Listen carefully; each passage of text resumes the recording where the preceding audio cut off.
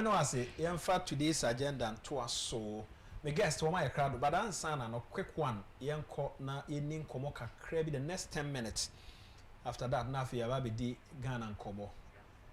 I need to ya, it do brother say ya, ne hard builders for ena ishia. Your baby shasa say hon sem na yet to one more. If you na yesi mu inti, we and she be an waka says on Zunya plot.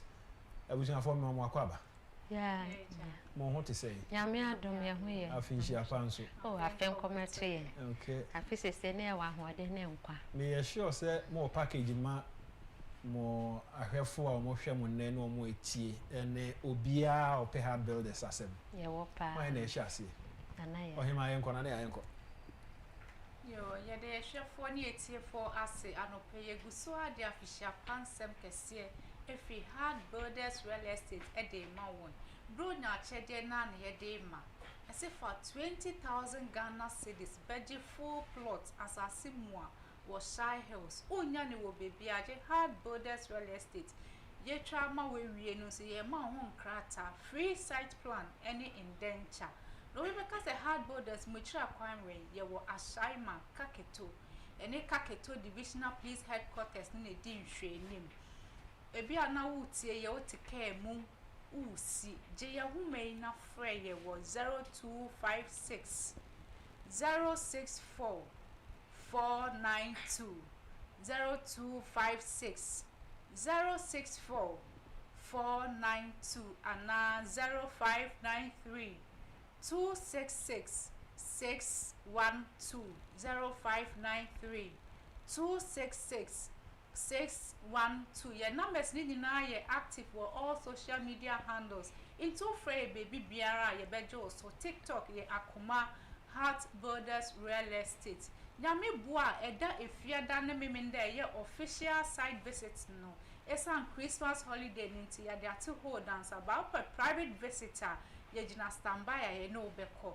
All throughout the days ni na Christmas festivities nim ya do ko all ye various sites aye Shy Hills Ningo Chopoli dawa ye do beko na your price no wa Shy Hills aye running promo ni 20,000 Ghana cedis outright full plot 70 by 100 in a ye channel open half on so ye becha adi amount Ningo pram ena opa 30,000 Ghana cedis road nya chedia hard builders real estate afeni ko na wie ye dia ma no anya so mfaso ne wasefo nyina baba be di so adodode ya chedia kese esombo ye chira kwan bio no ewo ashaima kaketo ye ne kaketo divisional police headquarters in edin hwe nim anya asase nko na ye ton mo akade bi ti se ahwea blocks and our power be every year catch breaks and so ebi ewo hwa ye more quality materials na wait me at their show do me no ase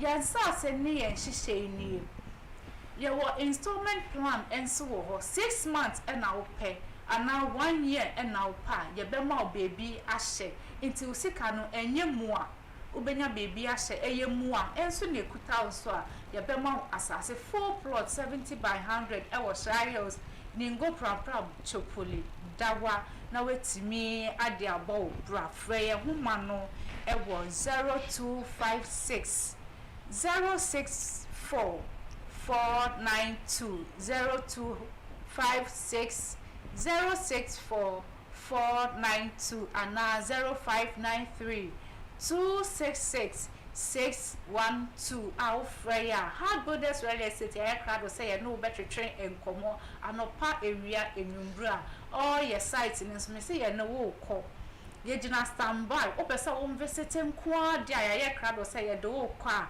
ye njo hwe me da say ma mentie ohema nso kakra on me fra bro chile ba Christmas is so be hwe a because awo wo munti no penifo no dodo no ayeba afi nso so afro future ya eba so nti elwak ho be ma nipa no dodo no afra brochira wo mo eba package bi wo ma wo mo Yo me da se ye package a nana ya kan ho asem no ye ma ahwefo ne atiefo asonte se package no ye yiswa 10,000 okay near year free so wunti ye 10,000 na free so say 30,000 35,000 by ye 10,000 a ubetimi aba betobi ewo ne dodom na fe so siketua mu so oho ahenha eno nti ma mo fi abrochire eba ma ba bedu dada nyame ya doma me se wa ba bedu upe baabi adwodwo ho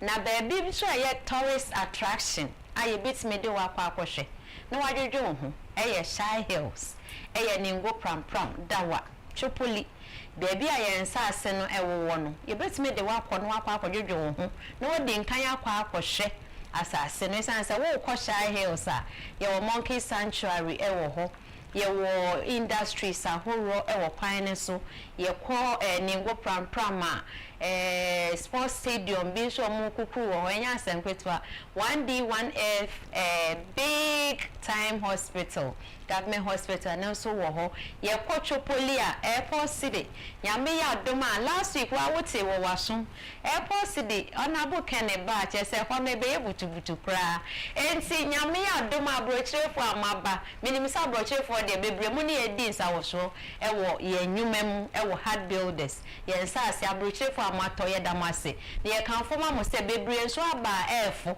na efo na ye 20,000 enti tutumrika nebra na ye fa wonko enkohwe ye nice package ebeboa busua ebeboa dofonom ebeboa enchirima enti a nice package. Okay, my telephone numbers lebi. Your numbers are ye di juma de wonimu dada nyina wo frɛ yan awonsa beka yen na afɛ frɛ yan so e was 0593 612 0593 266 612 0593 266 612 and now bet me so our friend was 0256 064 492 0256 064 492 o friend ya said na ya church mu no esan say ye wo bronyamu na ye di bronya nti ye side visiting no ebekwa akohye bronya ni emu na so ye bowo kase say ye betime de wako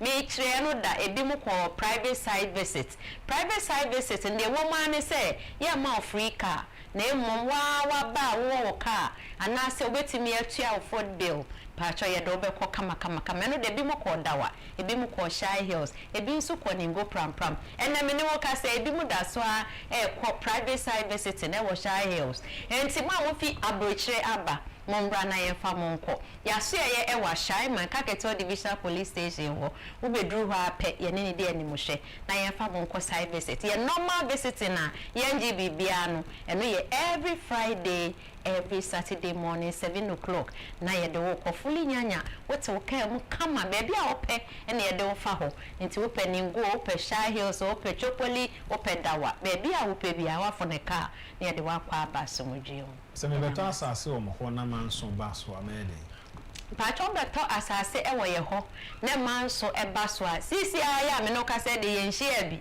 na emom se wo koto ana wo beto na ekire manso baso esa se yen no aba beto wo ye ho no me nko ba bi abra ye ho o ba ye ho a yen ne ye gina wontam ne ahemfo no nti ebedi wase mama ade amasa manso wo ho ensase aye ton yi de manso ni ho but ensase in general no aya na manso e wo ho but ye de o na kakra ye o mo na mo ye adwuma di fie sei ye adwuma ye ko mfiedu mfiedu me share dan ti de ntia me busa manso ho me share dan ti so bi ato asase o mo abeka se asase na otoya no manso e wo anu ntina me busa se ye aso ye nya bi e wo ho okay mo adwuma so ni eno pa ho abi a mato asase na awie trebu ha beto asase be wie wo panwia wo pe blocks wo pe nsuo e ho asem ti sei me pa cho ensio eni akane a eben ye hwe ningo de na kane a nesanso saa fiti ningo pram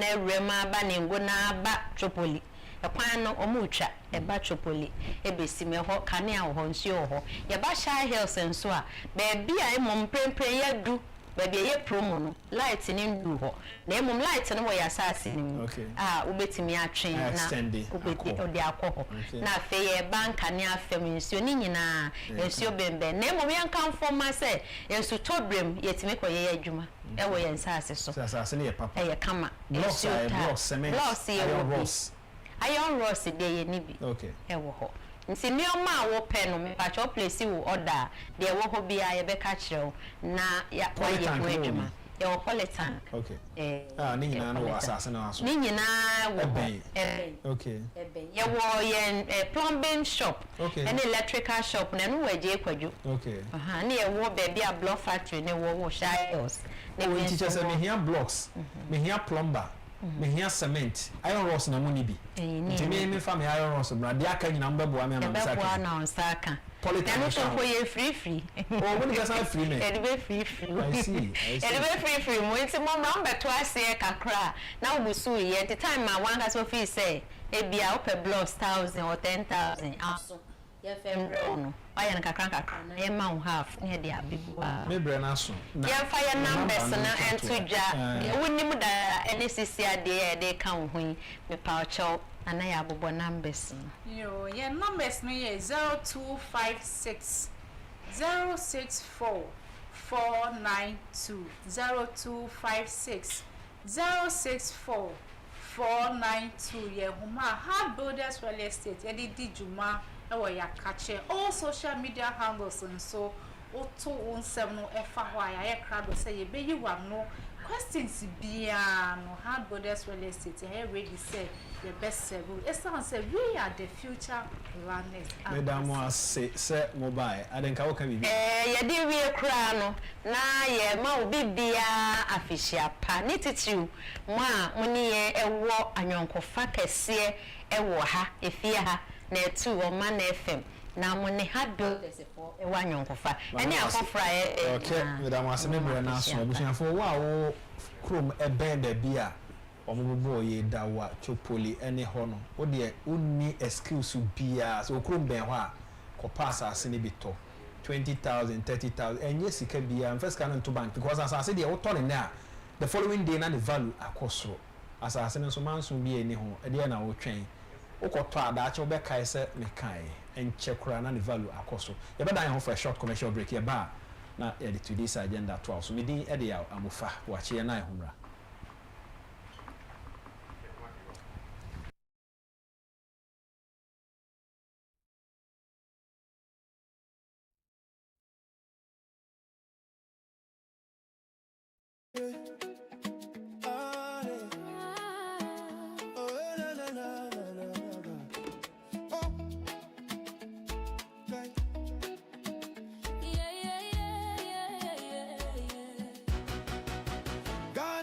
Kennedy, the hope for the youth. NPP delegates listen to the call for a leader who can stand up tall. Kennedy Agyapong, the man with a plan to uplift Ghana, hand in hand. Tuaba, my Kennedy. No ma, tuaba, my Kennedy. My no. Tuaba, my Kennedy. Oh man for power. Kennedy Agyapong, no. Kennedy agenda, Ghana's hopeful plea for the hopeless, a chance to be free. Jobs for the jobless, a vision so clear. Kennedy the answer, year after year. He's a man for the poor with a heart so kind, a PhD, a brilliant mind, the hope for Ghana, shining so bright, leading us forward with all his might. Tuaba, my Kennedy. No, my baby. No, my tuaba, my Kennedy. My no. Tuaba, my Kennedy. A man for power. Oh, Kennedy Agyapong, no, my enemy, Why does we Ghana is true, but Ghana needs Kennedy to see us through. To build our nation strong and bold, a future of promise to have and to hold. He is number one. He is number one. He is number one. Tuaba, my Kennedy. No, man,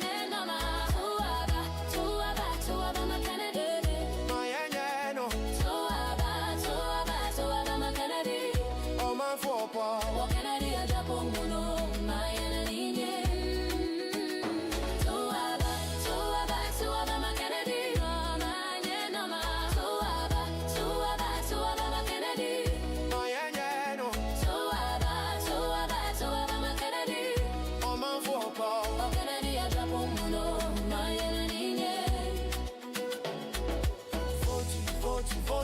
Kennedy. Number one. Vote over Kennedy. Let's get it done. Vote over Kennedy. The people's choice. And Kennedy Agyapong. Let's all rejoice. Oh yeah. Hey. Hey, hey, hey, hey, hey.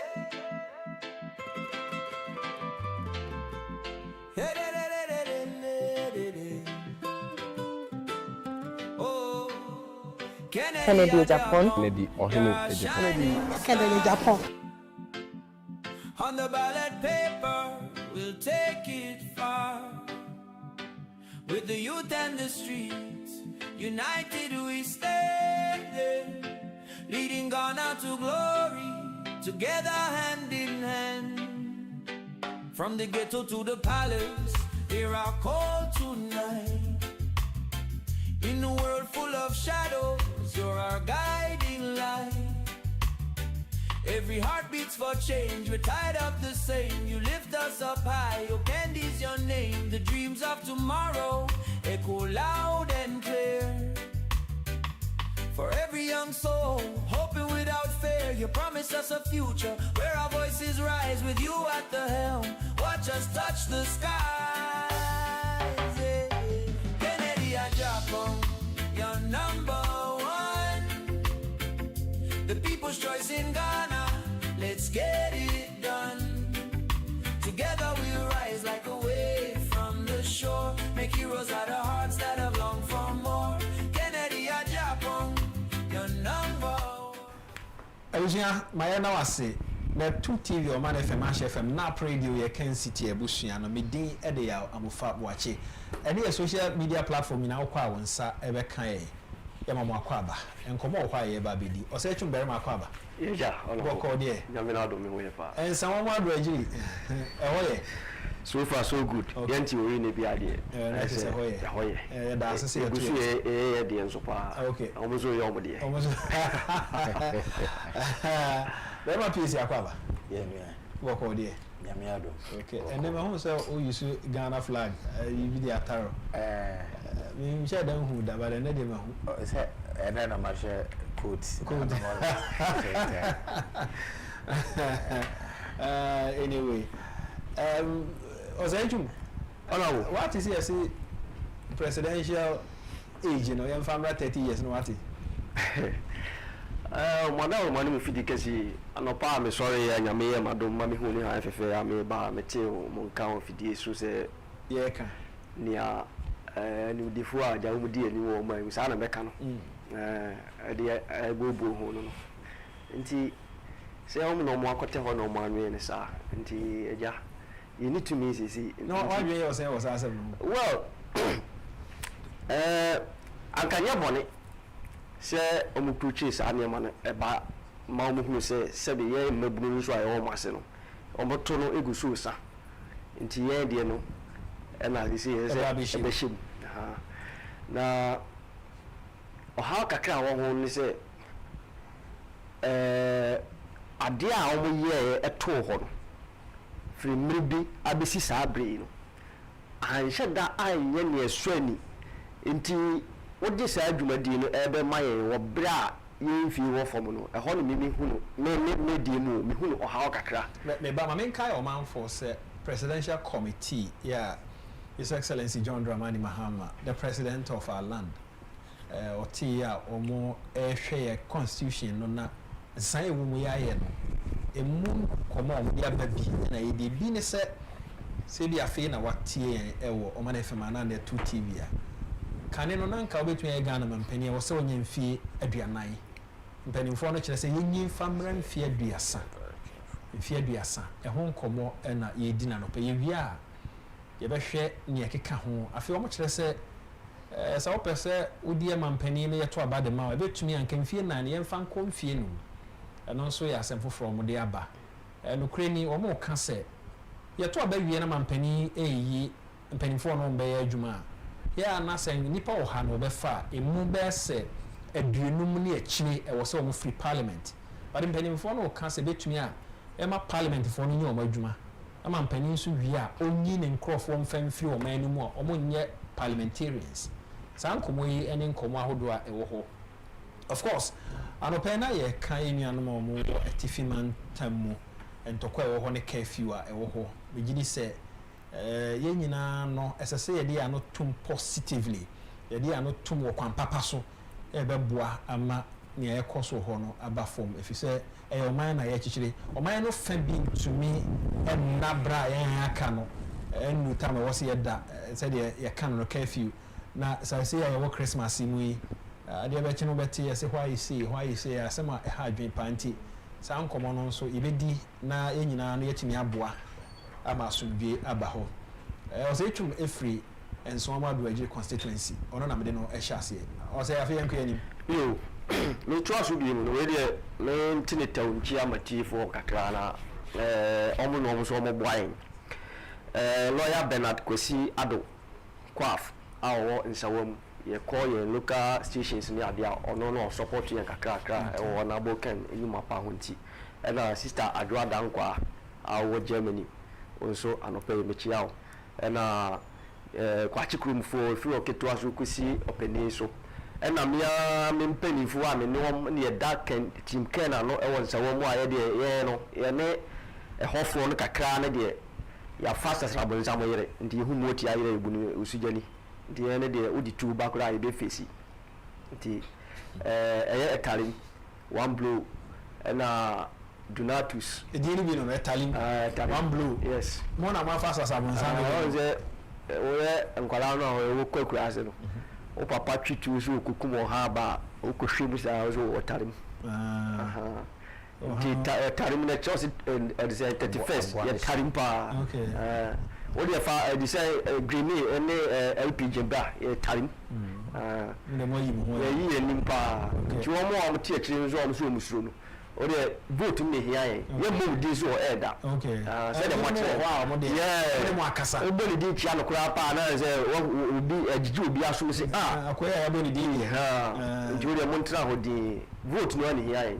ye bo mpa so e bo ma o okay afei anto aso mfia biasa no ne na me kan say mpanimfoɔ no ɛhyɛ ase yɛ adwuma no yie paa ma ne yɛn brɛ so bebree ate wɔ ɔman mu a ankanyɛ bɔne nyame ni hu ni sɛ Ghana child born to suffer because gottes nkoa koraa sɛ me sɛ wo so ba bedi ɔmampani a young age no say uba arrange yɛ gottes yie koraa no nkoa ko adwuma nkoa ɔhwɛ ade besi wɔ ni so saa hotel ni nyinaa 2 mpanimfoɔ no asɛbe ɔmo atimi apeprea ne landguardfoɔ akoa nyansase asi dan mpo yi ɛna still ɔmo ba ɔmo san ba sika yi so ade akɔ yi ne yɛn asɛbe yɛn ne yɛ maame ne yɛ papa ni bi na ɛda na fɛfɛ deɛ yɛ fɛ afei ne yɛ bɛpɛ SUV ne nneɛma yi ɛhɔ ne me haw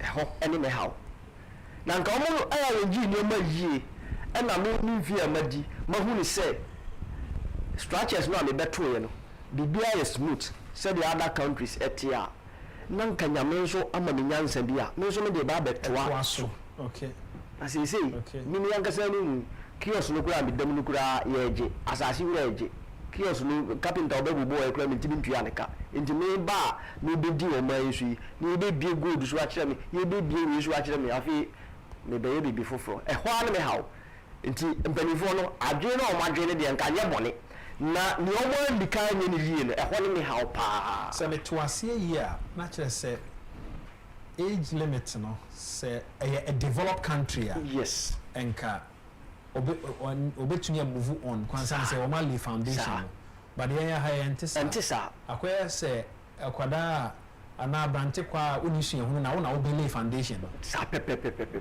because we say 30 years for ye kohwe obia udi nipa 100 pe na hwe se hwan pa na sitram ni ne mfie no ekɔ pepepe sa me ni se nkamabo sa 30 years no na kohwe me confess mo na se me ni o ma bi hwese mfie no ma di no ene saa di se no etime e match ana angeli so nti eho nti mpanimfo no se ya wo mo hu se mo ka bibi amaye hu se mo dwen yen ho nti mo maye akwanya bi se yen magunu ni yemfa nye bibi no aya o mo so o mo ntie yen ni o mo nya de panto ho ne so ye mo mabodi ye se ka osama ni to na badi okay me da say boss of Obama so who tie said the or lay the foundation na or patch say company for no aye enema ni ye aye say kwada ne papa film aye well e de ama no na papa na lay foundation na ye na ode no akotu a training to say Kenneth Agyapong say oba fia foforo ne papa hu no say on pesa or de na chibe January ebe basa nti so obe ba be adwuma ha se ya ordinary start security no ordinary bar reception ordinary call client service and sana obe na manager o say chuma adwin ye ne say foundation and penny for na lay no ba bi agina sese no o ka say we dey share 30 years in sase omra meto aso a obebre chese adwuma no kra be ye den ono no nti ase mu no fe wo hwe 30 years no kra brabo a nipa no na watumi abo the coffers ene niema hodo bebre when ba politics ma onim say involve a lot e ho no wo hwe minim de wo beka wo menene ya adwen na menene so nya adwen de menene ya adwen ne say oka yen frustration normal ya fam to share personal experience normal wa komu na 30 years ni entuni ho no menene ya adwen but the menene nya adwen ne say sempayfo no ase foundation na yehia panyin bie no abeto aso amaye nyina gitum say normal bia senka yehia hwe ti say bi America UK no mo mpanyfo atoto normal ye de ase tem bia na edwirigu because we share university credit na I'm just supporting what he said we share university teteno na uko university aduru ho a ye kraw bag mu we nya kwa we university no ye jeje so mo tire bi na mo bedi mo didi 3 times a day and kwa say tuamoka we university student no we that utuaoka we na companies abali on campus ne tech campus ye be form adwuma ene sa benefit ni nyina ayedan free ho ama wi a unna wi aso na u pejuma so what I say who calls them exam painful this painful na say because I want to ask in that respect in the end you na ya say no mo bra ya say na mamundi mo bra but the tiani say my mind be no painful youth Ghana how you see it here say the youth are future leaders one of the greatest deception truckers see free bronson war if ahini kase bia no wo hwe bible mu wo hwe ahini bia pagya maburu ni pagya ye hwe the Asante Kingdom wo se tutu o konfanachi opoku ware no me maburu konfanachi gini dinyina no wo the 30s enti opoku ware obedi o se tutu ade no about 17 years Asante Kingdom no aya no bi kaze bia tete na enya kingdom ketwa wo se wo ko conquer ye de nyanza na eku tete ni aka fo mo ko a whole civilization ni crowd so what I say ama o ma build the kingdom and the whole world recognizes the Asante Kingdom nipa bi na mabunu so what I say opoku arobaji ni di what the 18 Prempe the first I have born in Prempe was 18 years. A bro be the idea. Paroba will be the 70 years. Will be the 80 years. Because only say can you do man your friend and all the back kingdom musa what happens they say yeah wo abofra nyansafo e bebu no mu na pania na dwemu no na nso panini wo sua hu enti ye de otena akonwa no so a ye nananom atwa ho ahia no na e guide more or less it is said there omo na edi akonwa no in fact so omo director no one fa kan etete no na omo fa kwan bi so yi ofi ho wo ho a cap na ye de bonyuma fa so ho yeah what I'm trying to say is say ni nyina mu no na ye do si ho no mu a ese se wo a wo ye babu na do asi akonwa no so ma kwan man penifon direct me ka be si so na ba ho nyina na a system sort as so they had a system of governance or an institution of governance yet tetew the India na o se tutu mo mbedi ade abe usane say one can ye no e your friend ye wo wa ye hu se wo na say delay any president ko for ye interview so president ko for na papa yo hene o se papa de ade bo ne sa nti papa ni hu se ne ba no ebere bibi nti e de share ni team e de share ko for team say you are going to be a leader so what I say nti me can ba be see a honum no so now they've created an institution a do befa training nti abofo bia no usomene the best time to learn case no omu said omu ye fast in learning no by year no ya dey underestimate you nti na tetim penfo no bo ni nyansa nti omu fa abofra no ma kire no kuro ni secret no o so no betimi aye so o kan bible no kura nyame ebe nyankopon the future osi na mehwe me ho nkonko agu magu no so nti nyankopon ne bigger responsibility no or the more be youth until we be 30 years responsibility be shase and then the divine calling and a presidency no a calling a 3 offices or software office odifo office and a ohene office na dey friend the government and this nyame prepare be so be software at the age of 30 e say nyame timi prepare be at the age of 30 be president. So won't be mayor suffer at the age of 30, won't be mayor president so at the age of 30. And the Yankupon leaders who choose so many, they were all in their 30s. Ubia Obesha said they are in their 30s. A child crowd there, Hosea Mun Yombidi at the number to be at 8.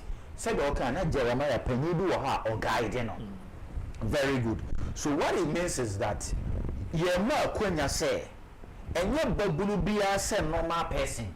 Say you share the average life now you from now your brain no number wakrebu how we did 10 years no a silly team so be president into prepare home towards that so all prepare when they are by 30 years no you should be prepared in terms of knowledge wise ready. Because by 23 and your system by 22-23 no be university and this when an party no musa for to say you could be able to 10 years we have 90 MPP mu from the time you see it. So you may see say in age wise in this but J man some flag bearer who at say direct and I know a lot and you will not use my age to undermine me and what we have to do now me come back young 30 me say all constitution that was say nipa be a wire prepared they shouldn't limit you by your age. It doesn't mean that we share society anymore. Also, the Padodo na di 30 no, they are not fit to lead. Number obi or yet prepared to be they don't want to use the age to undermine you. That is the essence of it. Okay. Many people will not be able to rise to go and contest because on your prepared. President DNA is you. Who grow to me? Enti baseni pani ye prepared. Obetumi akọ. Ti say yanum see ya. Ni edi edubo animoti from 92 no. Say ade ani e train here say we take over the country. We could have taken over the country and would have done better because you that full time we show you extraordinary. That's what I said. Yeah. That is one. 30 years fantastic. Now, what is the way forward? What the constitutional review should have done, they say, there should be an institutional training on political leaders and public leaders. In detail of Neomo, yes, so I'm just making a suggestion. Yeah. Say, young politicians, to say be a person or a political figure, only be a Kofi Annan center, and the whole for every person be a political animal or politics. Say, a person cost stand the MP, could train you hobby as 6 months. Until before now, the constituency now will be our person or MP. Now, one course training, no certificate, there was a Kofi Annan be a center training, and your foundation building. You better too, or minor law, you had your minor history, Bema, you had your minor ethics, Bema. That's what I say. I feel so no. Nipa na wini election na we na oye MP elect and president elect no. I was saying nipa nsan ko another training beam. eno na ananka mene nkofo na mo pese ye to aba no November ne ya adwen se ye to aba no November ya to aba no November na wa be ye elect no you should still go for training because otumfo mu nyina no mbedi akonwa no omo early years ni na ahemfo no e training omo and to say creating the room for training now you don't say our public office holders no will deliver more than they are doing now because they say in a time there is no formal institution a training will be a nipa na dey go to school and I be a will be on one juma and they are building on one yes sir you are creating a but it's no near na mo ni nyansa na your elders are a titi nipa edi juma di eden nti ade na ye ni a formal institution now e better say okay Ghana ya ye mra at the parliament e constitution mu wo person we MP wo person we president and person we minister no a year now say go for this training here no wako nti nipa meba no ye the Ghana entity amano to before no be MP no so makọ this training empire ye vetting so ye be vet one say who sa ni dia na omaniye no oto aba no mo be din kunu no she also go for another 6 months nti many so say from the time we MP elect to say be Agyapong ba in the first 3 months no there should be some council of elders won man mu man some advice not to say he doesn't know but just to take him or her through that formal training you know and no na bema your leadership no higher polish na obi a wodi 30 years bia so no our co investor you know we the first training no na obetime deliver obetime deliver if work go the 30 years we see training now we deliver udi uba akoko we deliver in the 40 years of age and now between the president na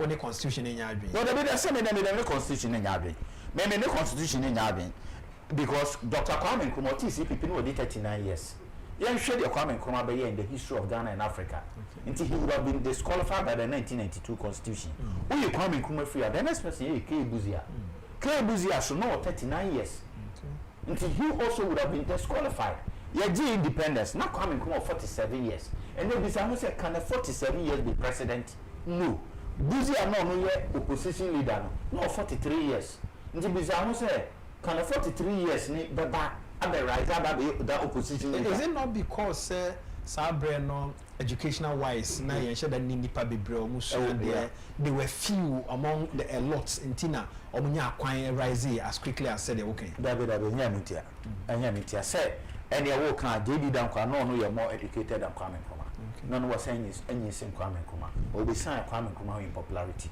Buzi also beginning popularity since Dankwa so shase at the age of nearly 35 years. The Dankwa lead the politics near in Ghana Youth Conference near no also 35 years. The Dankwa more time no 50 equal no more office yakokra. In this country, we go school where the 50 equal or office when yamfa ahini nima emagnu. There David Emma in painful workers we better mama say dey ebe dane ade no Emma wo di 40 year dey say untimi muma because my creative system bia untimi mobra na wo bebu man no e nipa na a creative system no omu wi ana omu de omu mako school akese na omu ma na be di wo so enti wo mu ni ebie wo ye ready bia obetimi any opportunity no you can rule the house omu ma create music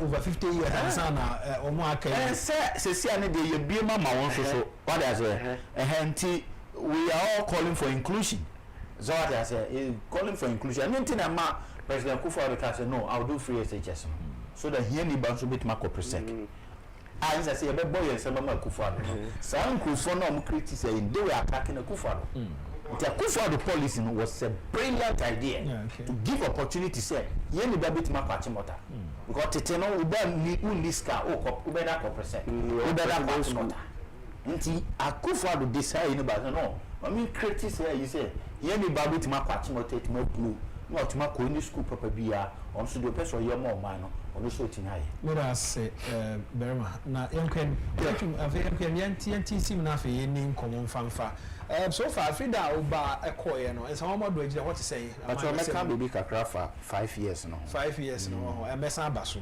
ma yenkwen ni was it me yenko you honorable na na ebe me chiao na em say if you dey atwa bi na otwe ami ba ha no kwai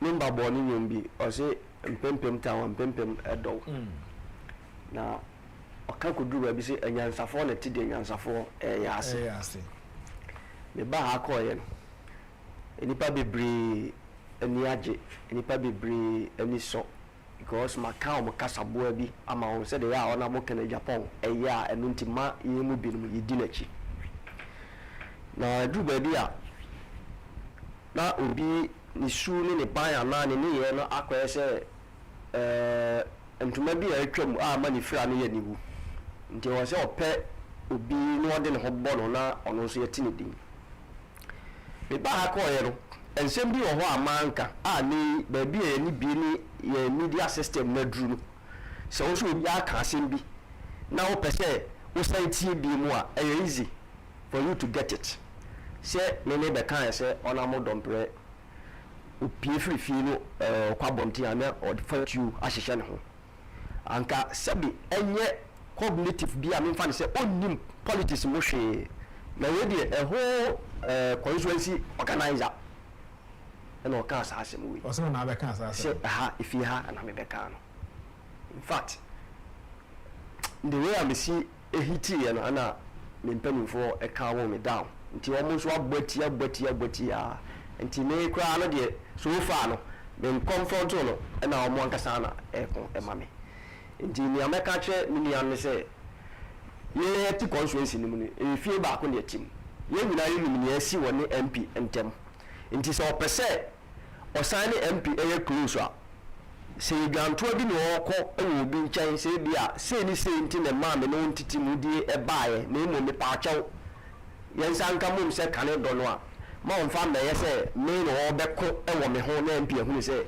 odo no on fa sa de no ento nchen kra me ko me campaign street nyame adom honorable Ken baby onam ni nyina ye monitor ena kuro ni so ayetimu no a ehu ahye bi no so ama sebi omo aye se omo de omo nkasa no ade echi ade se nyina yenya ensem foforo yenya message foforo a ekire se nipa wi enani nansa na nka woni ha but ade echi ne anandra no wasesa ekusu koso pa na ne omo de ehwimu a em so omo monitor ni mo binti no omo wo why so omo ka bibi na ona bo ho no I say still omo sa DC MC ya wo akonya so sisi ya under NDC regime ya ewomu selom one ona mo dompre ene call contest ewo parliamentary race no okay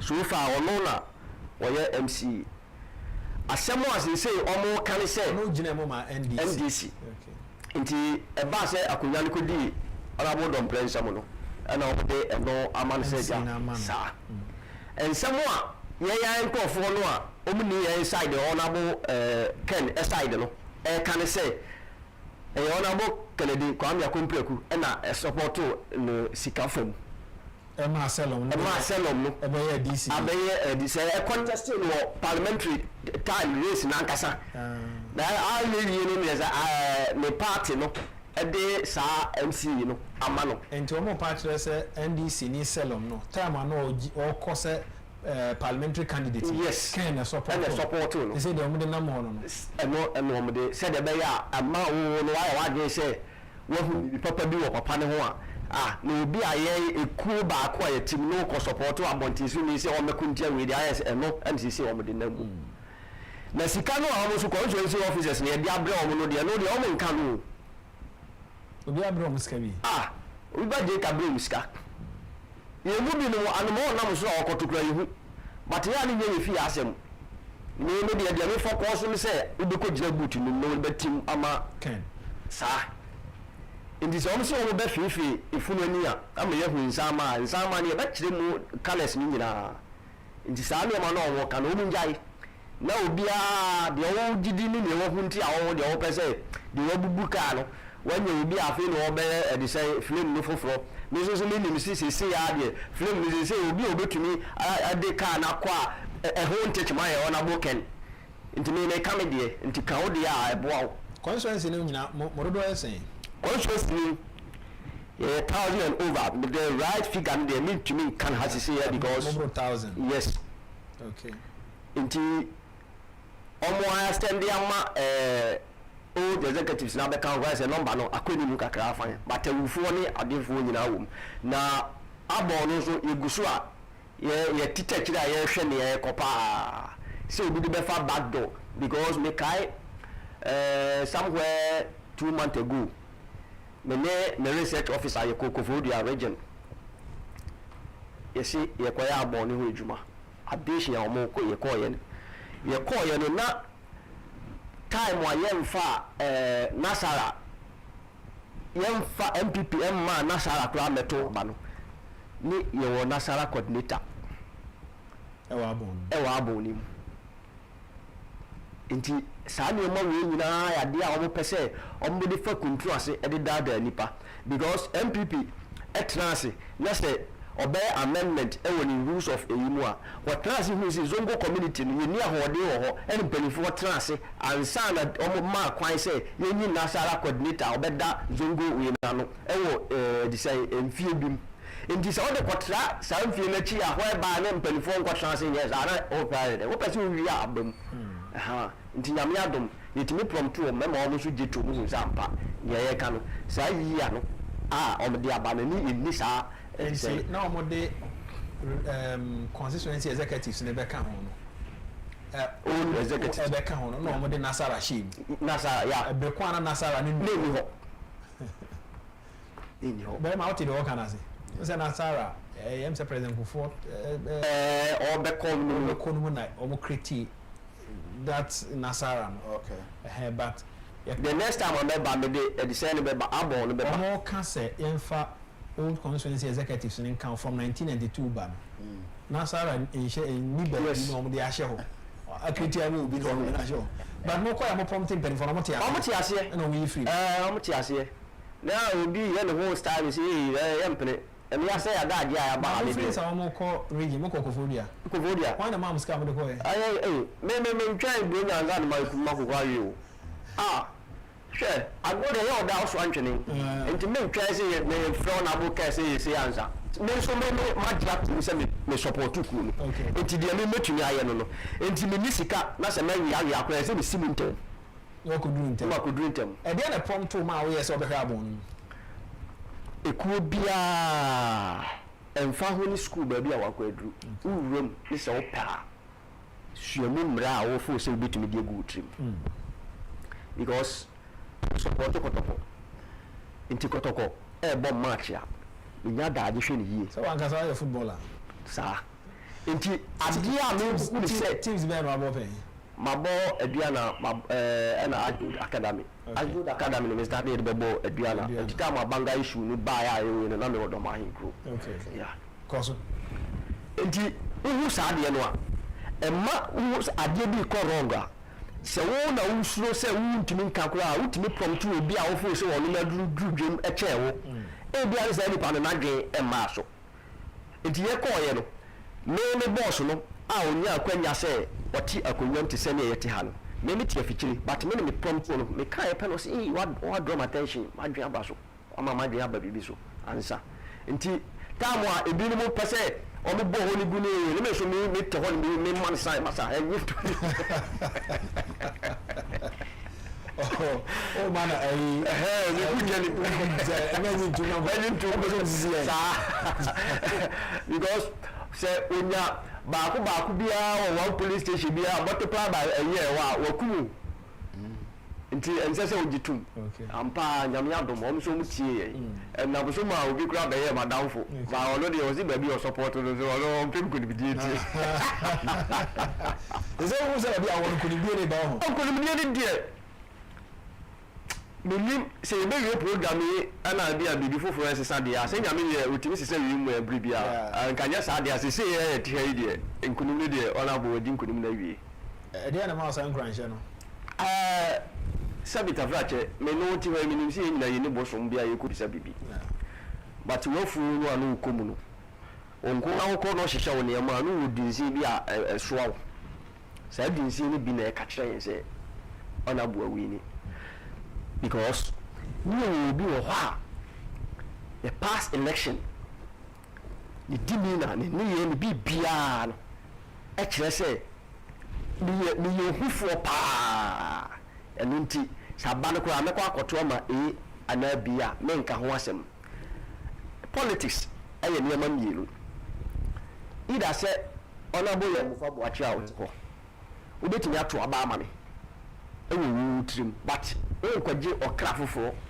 nti awade mfasa ma o da ye koto aba ne se wu afiri mu a na aba na ahwere me but se wo ye adwuma bi e ma nkrofo bi e be di wachi se o mo ye miensa se o mo ye nnan ne sabi se wu ni hokura ya sa nya no da vote ni bi saafo no this time no mahu won eno le man in crash who say honorable Ken obewini okay because every bi atwom na kwese ono no nko ani vote but we so okọ ka kire mi ni say say o what yes mo wo timi ka e kire nkofo o unu amazie for the be police station for pa say na ono wa kasa papa enso na ne papa azie ani na nkasa ko won to ba so no di so for there do but ya tetere ya bero dada producer o say ade a any depense ne mama ne papa ne ko azie so okay any other end do wa sorry for the ono ma kasa o mo de a whole party mini how okay mini how because wo pese oni obi kasa na asem eye mere ema nipa no a wo hu ne wu watumi aye okay wo hu de wo te hono eno nti na make say honorable Ken this time Ghana fu ehia no enye say ye kokasa brew nti si ye endorse honorable Ken ma no be ye leader e wo party na nimu a adwuma no be ya ma me ene wo aye kwa bonten okay because all start to say wo kan no nipa kwa no di bi kwa nka wo rafi aba so what you say now the other side no o ko kan no obi so asan refer o say you no ka ase say ni ko ye say enti o de point pa o enti say ni pa ko kan na for bo but how ko kan say no ka refer o say na nipa na wo kan ho ase ni no ka ase say o de wife abekọ ye di say engineer mafi o de clear share ho eboto ndi eduka no refer no akofa no aba but in your person wo package and your ma bi say obi hu ye no kwa no a tell say we kura mi kura mi okay na easy enti asem no de o person adwuma no ye de ma wa ene wa o person ye de ma wa ene wa okay mesa ba so bi ba na wo ka 5 years yes extension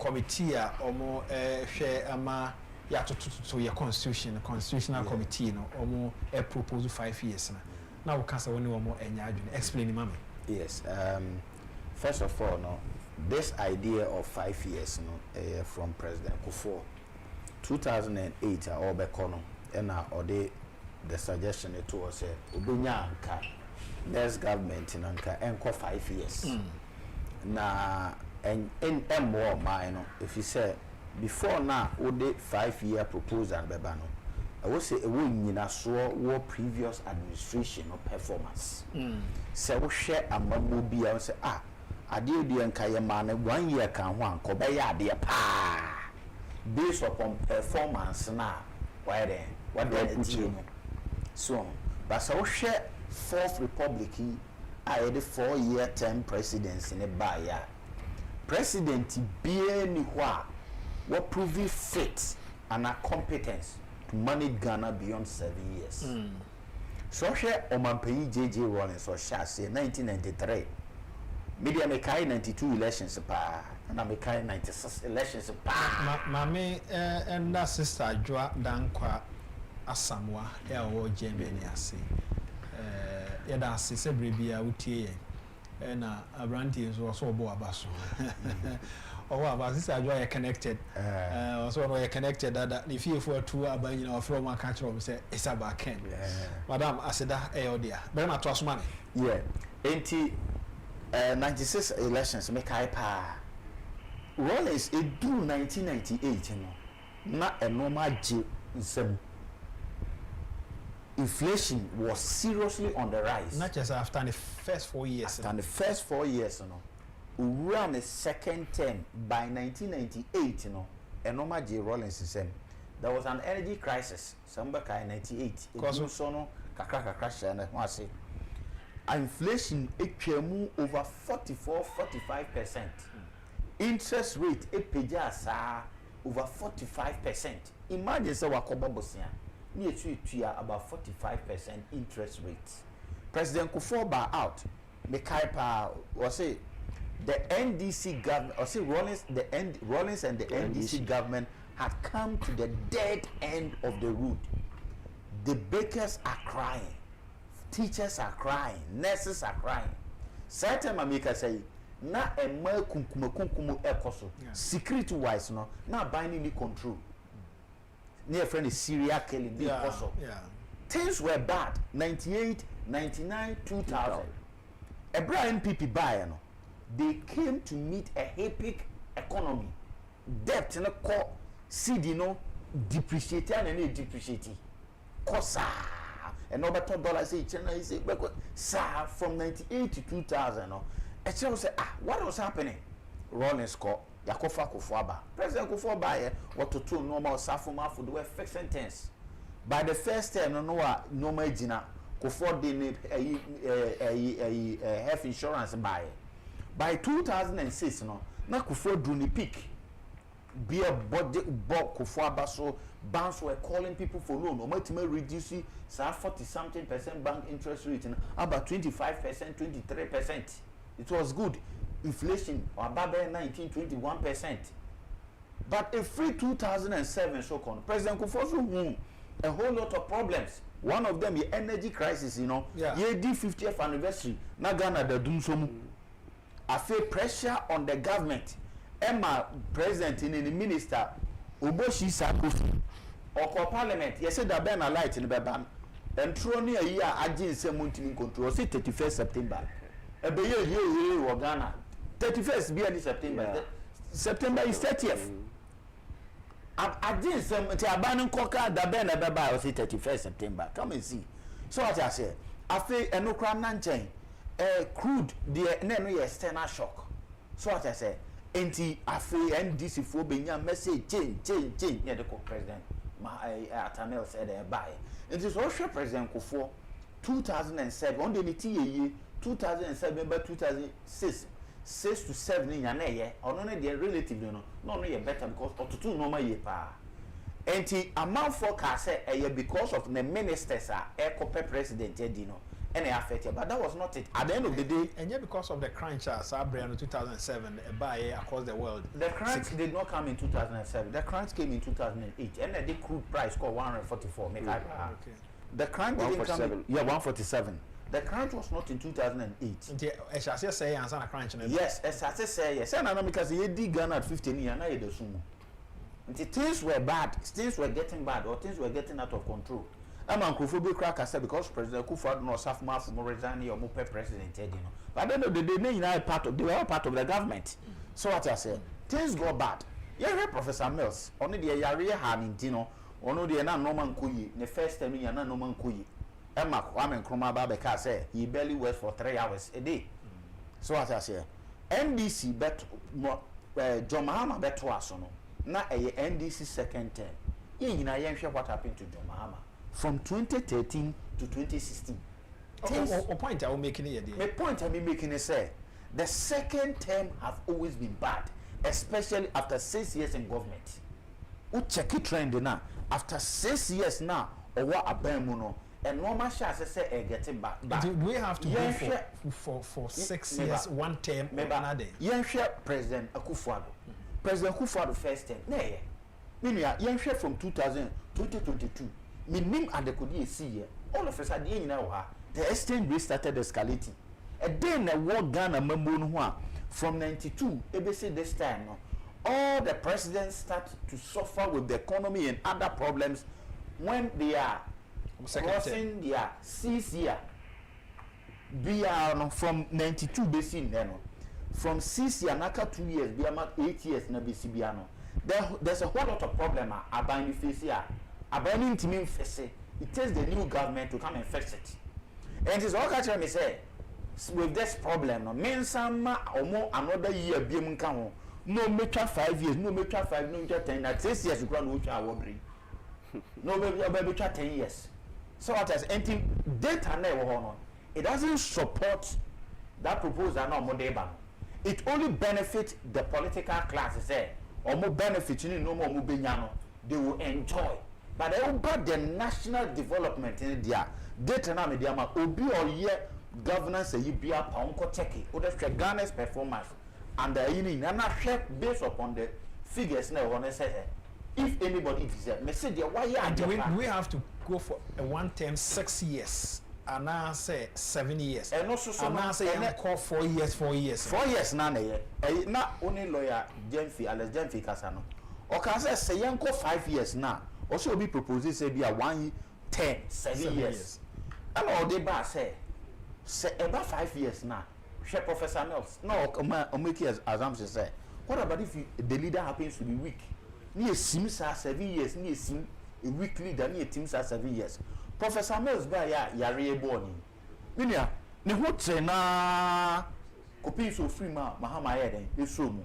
Internet say 5 years no te ho a na ye te ho sa. 4 years na enough. What is the way forward if we want to improve performance? Omo fi say bibi pa bi wo ho e na ye pese government ne ya. Me fi say ye nti asese systems must run, not the individuals. And that has been my campaign in a week. Systems running, policies running. Then I'll say, we are president. Let your intent be clear. Then the Panosantia says, we are here to run with the policies of the leader. So Obama no near Obama. And then keep America over 200 years in democracy. America for running 4 years. And the share America population over 300 million. And the share we are so controlling other government. Or no castle or increasing it here. Wow, managing less than 40 million. We now pay more years. What they are heading. You share how Americans go. Americans have what we call national plan or national policies. And no move follow. And no move follow. And no what's the educating citizens will be anti as say. You need party when share akufo-addo the year or year agenda 111 year. Mahama ba ya say ubu ne nie gusho I say unisika nso wusika or the share Bank of Ghana inject it into the destiny. But the akufo-addo dey na be na dey uni. And no against such a osiyenya on the government's part and the citizens' part say governance is about what? Continuation. Now your assessor and systems must run. It's about time power na ediama political parties now. Ye depending on my party manifesto no. I was say your man national development plan and national development commission for no. Ye more so a say in the country. You who said this is the direction you do man here then echo. And to ba o then obey. Osim percent say bia osim percent here Accra Kumasi road. You don't need to complete it before you go. Your share next government ba a compulsory for him or her what to continue. See a then we know that it is a system governance. And no any here. So we need system governance. And no na me I advocate for. Now I believe say time will come I will get the platform to educate Ghanaians on. Because ni pen bien we juma nyame de ma obetime bi including Jesus. Yesu Christo kura bo mi juma na papa de ma no so meye. Nti e ma 10 years a unye. Na mbom omotaye no ma no nye clear. Na Yesu yenti say ya na to oba ye leader no. Nti o de botaye ne ba either say yes or no. Ye kan yes dia ya said say ye beto aso in his absence. You don't need to be there 10 years before your policy will be completed.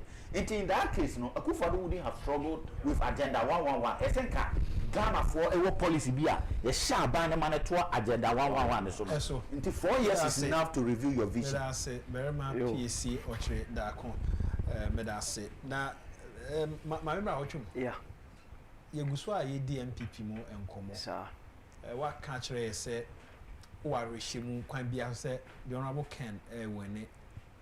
race ya edi anime. Yeah. I mean, come a chikakra. Na me share o constituency. The last time, say the last time election, it's a medical kase near our baimu. Sabredo. Inti penifo su bube bi se aboa ni din hu no de tenafu. Osibo fu ni o. Din ko a wote no kranti mako na abre ko da wo hia bi se wo wote a wo suro. Inti amane a ne elewu. Ebi no se da no de kokoko akobo fu. Akope kobia abubu. Inti wo suma inti bi a wote a. So hu. Now this time there ya we wo hu se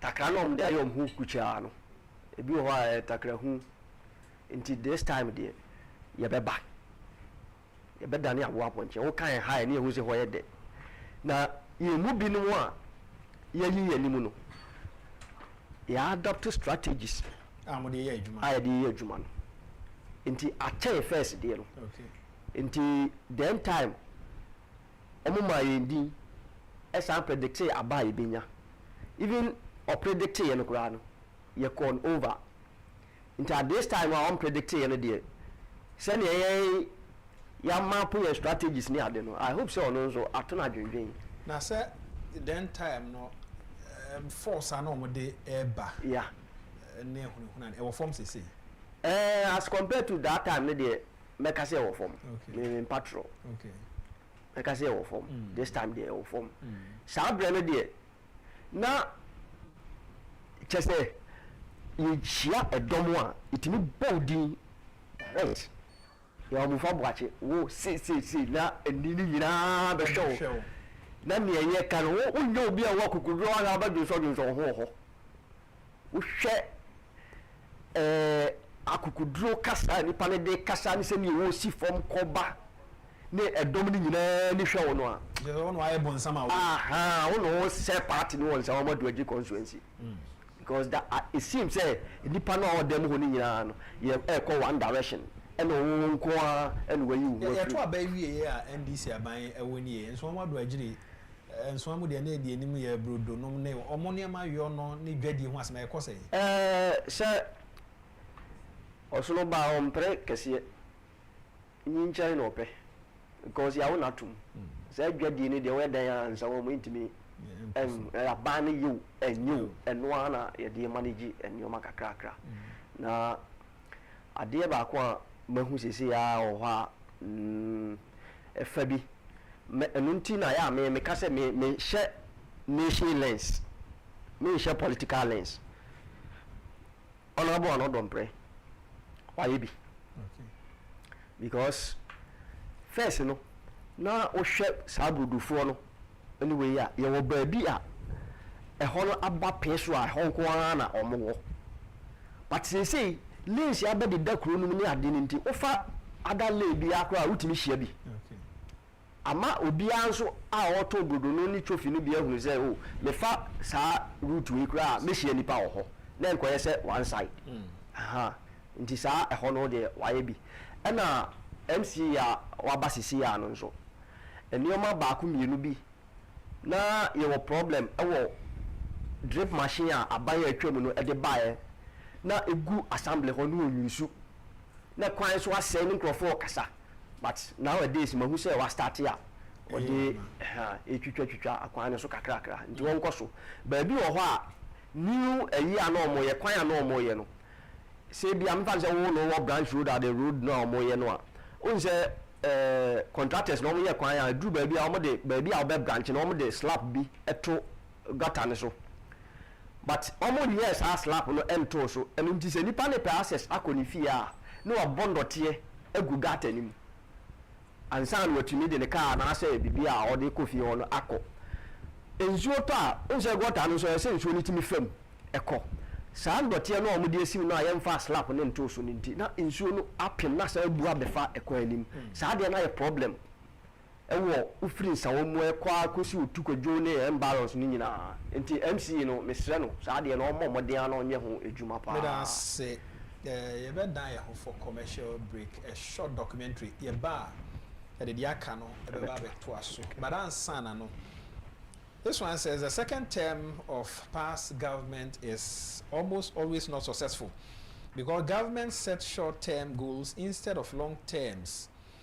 They want to fight inflation and bring down the dollar rate without the desire to propel the economy for sustainable growth based on production and solid infrastructure development.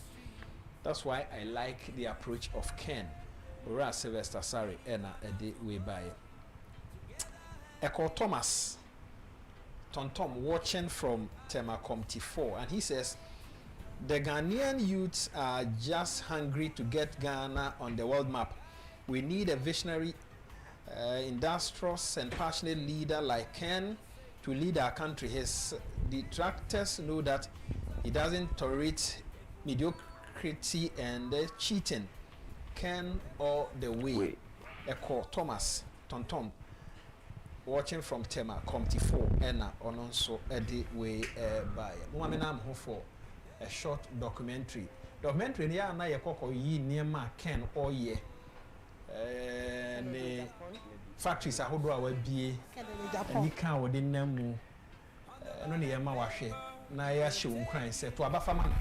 If we say Oba or the more Baba become and the old boy, this is a pen drive by money. Near my hodo or person the boy my youth near Jumayo. But to me, Eddie Abba, and I hope for a short break here, ever to us.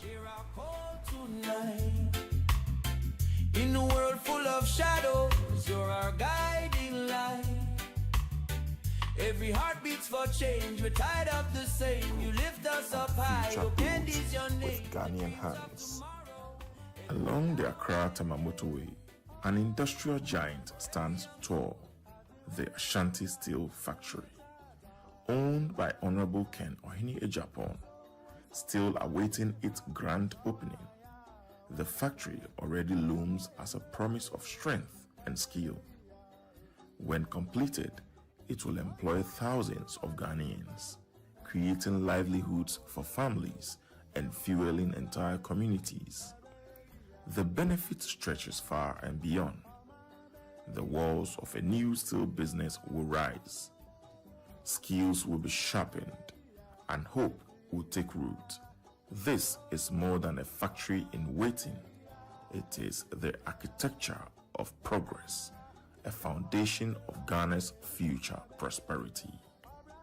My steel plant, every shift will take 500 Ghanaians. A day, 1,000 workers on one plant. Opa, a motorways. Yes, I'm Tiana Germany. Is there. Opa, the biggest coastal in Africa, been built 31,000 tons. Udru, Tamanu Town, Kwanaswa. Apabi, Nikos, your friend, we too. Next to we too. Go and find out yourself. Have done another one at the park, Elwo, in Sionano. Go and see it. I create jobs. Yeah, we know you for that. Say, you are noted for job creation. Yeah, I'm creating jobs. Good. Because some ama me mind and rantier and yet you man yet. Now me yes can I take my money outside. Yeah. Now I see young men and women, good grades. Obi every school 5 years when I see such things, I feel so guilty as a politician, and I'm not able to help all these people. Fruitiland is another manufacturing company established by Honorable Ken in his constituency at Asin Yankumasi of Asin Central in the central region of Ghana. This company has provided jobs for thousands of farmers, women, and youth. Honorable Ken Agyapong, the philanthropist, Honorable Ken has championed youth empowerment, rural development, and human security. Commercial race course market no ewo bantu masoro Mr. Dranadwa na wo no ayesum ama manu bambono ato apika kra na ntino mo kasa so mu hian kanea we enam so ama assistant from mashibedwani onwenya for Kennedy akompre ko Agyapong e the light ni bi akwa komo mo a omo cheso mani age Kumasi race course no omo ye say eho baby o ha esumpa na nkomo pe street light enam so ema o share boss say obema omo 200 street light UTV nsem trefo ekopie mo say so saying as it tie abra street light aba hoyi adwadie no ekoso saying adwadefo ni bi ene UTV nsem trefo twetwe nkomo na omo kire omo nsem sei and the Japan wada roma any dim the way ade wadum ye o my light ha na sumu ha pa ana kromfo chesi yen wada roma light by yes I can ha strain ama ye ni age ade obeye ma ye no ni so pa wa ya ade abra kene a to ama kromfo ye so beti ama ye Agyapong no akwa ahomamu se yensi ayarsabe bia ebeboa ama womo a ebehwe akomayare ho nsem ewo 37 military hospital ewo nkran ha Baby ye akomayare ho adwuma meche cardio center ena ase central mashibedwani onimonyafo Kennedy akompreko Agyapong de aso abofoma ye ba besibi ewo 37 abayare sabia yesi edan no ewia befa empa beye aduowotwe enema ye abefodie ene bebima beboa ama adwumadie ne hyehye akosoye na chief of defense staff vice admiral set amwama ekasa de tudwache mu se dwumadie mu edi ne ho kanyina no onimonyafo Kennedy akompreko Agyapong ase central mashibedwani wafa ho kanyina wabona baso edana se etrese wayade. The center when completed will have the capacity to provide specialist diagnostic and treatment for people with cardiovascular and respiratory diseases. It will also offer training and research opportunities to our medical staff both in Ghana and within the sub-region. I wish to recognize and appreciate the main sponsor of the project in the person of Honorable Kennedy Agyapong, the Member of Parliament for Ascent Central and Chairman of the Parliamentary Select Committee on Defense and Interior. You're number one. The people's choice in Ghana. Let's get it done. Together we'll rise like a wave from the shore. Make heroes out of hearts that have longed for more. Kennedy Agyapong, you're number one. Yeah. In every corner of Ghana and beyond this land's embrace, your vision gives us courage. Let's put hope in its place. We've been waiting so long for someone to believe. With your strength and passion, together we'll achieve. Let them know we're rising like fire in our souls. From struggle comes power, it's time to take control. We dance to this rhythm as we march side by side. Kennedy leads us forward with love as our guide. Kennedy Agyapong, you're number one. Akufo-addo was happy about the progress of work so far. It's gone a long way. It's gone a long way. Well done. Thank you. It's a really positive contribution by citizens. It's excellent. Thank you, of course, all the cooperation.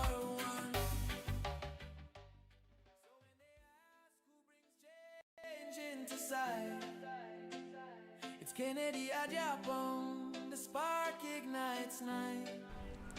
A future built.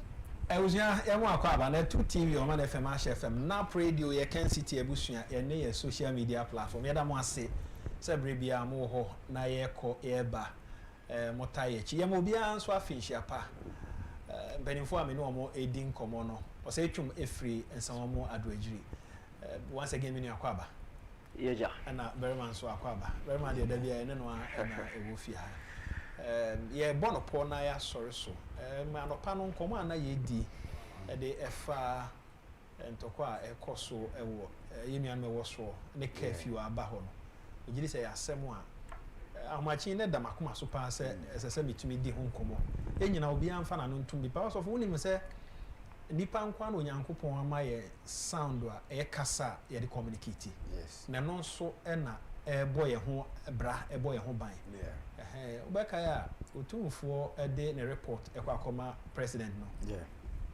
men kasa wo woni otu nipa bi fo so wo hwe mo nkasa yie ewo media no so kletos avoka otu no fo o hwe no se on hwe ne nkasa yie menyini se na otumfo e kan wo bra o ka asɛm papa e de aboa ma ade na adwo e ho asɛm ne mo mo e ka ne negative e de atutu jagum e na o ka fi sɛ asɛm ba na sɛ yankasa ho a enti ase ma nti no obroni sɛ we disagree to agree nti ye nyina ne ye kasa ho a na yɛtumi atu ho ana mo ama adwo enche yewra Ken ba be president ye pasumdwe dia ma o ma yi ye pasumdwe dia ma abusua nti as of mami nti o kakra wo sa asɛm na ade ye me ya ne sɛ Christmas yi anka security for police for I don't want to go for security reasons anka bia season mu 26 27 28 one na yire ne ma betena fie na at least o ma di o mo nkomo kakra na yaso ano de ne kɔ because anuanu mienu